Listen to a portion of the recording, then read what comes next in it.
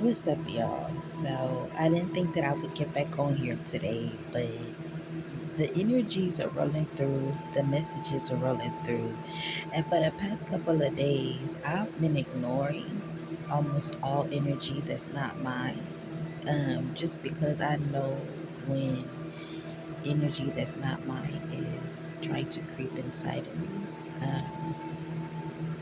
I know when that energy hits, and I know who it is every time. But anywho, I've been trying to ignore those energies, but like now God is like, spirit's like, okay, you can come out now. It's all good. And so even though I've been ignoring the energies, I've all this time I've been knowing what they've been saying, what they've been doing. I've just been ignoring it as I have the right to do so.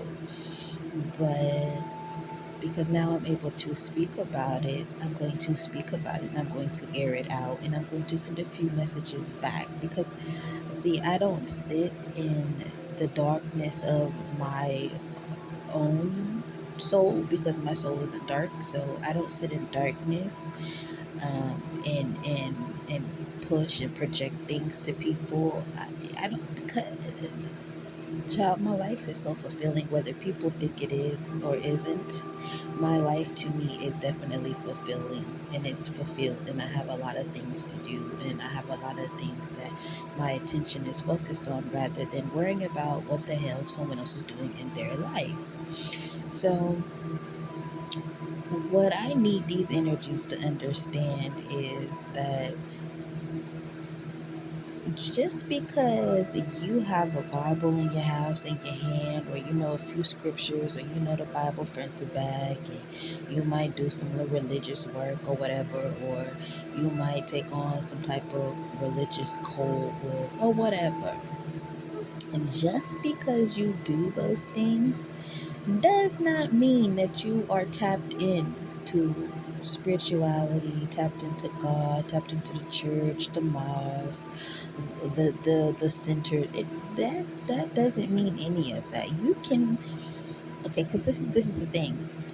When I was made to go to church as a young woman, as a young child, one thing that stuck out to me is the fact that people were able to walk up to the front of the church and say, "Oh, I believe God did this, he did that, and I'm saved."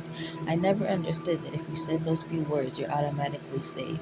Now, some people believe it, some people don't. I'm one of those people that believe that you got to do a lot more than just say that. You got to actually put those actions. You actually got to put some footwork behind that belief. I feel like. So I feel like a lot of people know this one little trick or a couple tricks that, oh well, if I do a good deed, then that good deed washes over all the bad that I've done. Or if I go up to this altar in the church and say that I believe that God was the only begotten Son and He died for all of our sins, I'll be saved. Okay, cool. Whatever, you did that. But now you're using that as a way to sit there and still do evil because you feel like, oh, God protect me so I can go out here and I can do this, I can say this, I can send this, I can do this, I can say this, da da da da, and God gonna protect me. First of all, you was never up under God, so no, God's not protecting you because, like I said in many other videos, is you cannot walk with God while still holding the devil's hand. Which brings me to my next point of the video. These energies need help, not just spiritually guided help, but actual mental health help, like actual doctor, licensed social worker, whatever. They need these individuals because I'm going to tell you something.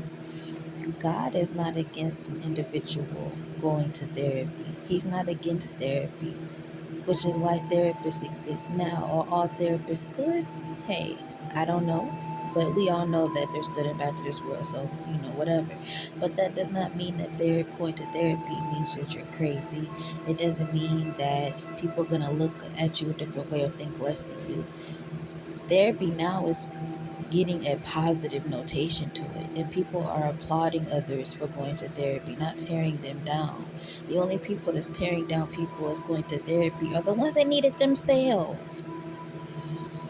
And you sitting here talking about something, oh, I got God, Jesus is my therapy, God's my therapy. Okay, but at the same token, he's not, because you're not listening to the things that he's telling you to do. But I bet you if you start going to seek help, professional help, that professional help will give you a space where you're able to open up your mind and start thinking for yourself. See, that's the thing about therapy. If you use it right, because you can also abuse therapy.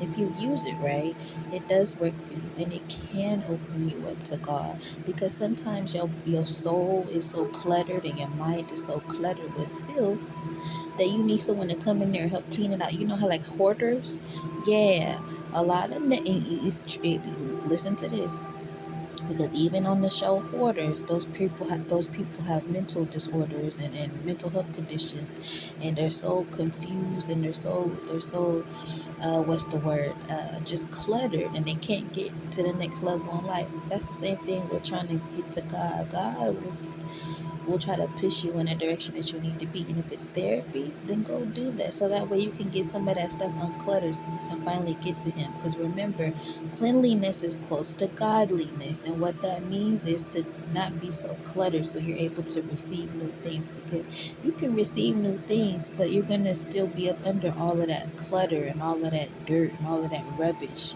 You're never going to get to what God's giving you.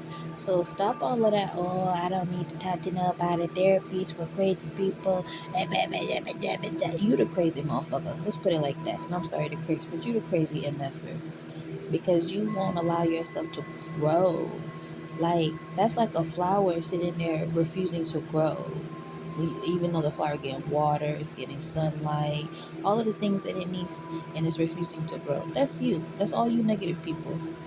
You got the audacity to sit up on your high horse and act like you better than someone because you literally either married or in a relationship, or you're a child to a parent, or to something in your life that you stuck in the life out of to feel the way that you're feeling, that you're superior, even because you feel like you have God on your side. Y'all be thinking y'all do, but ooh, I'm gonna stop it here because y'all really need to think about it. Y'all need to go sit in the corner and y'all need to really think about what you have been doing.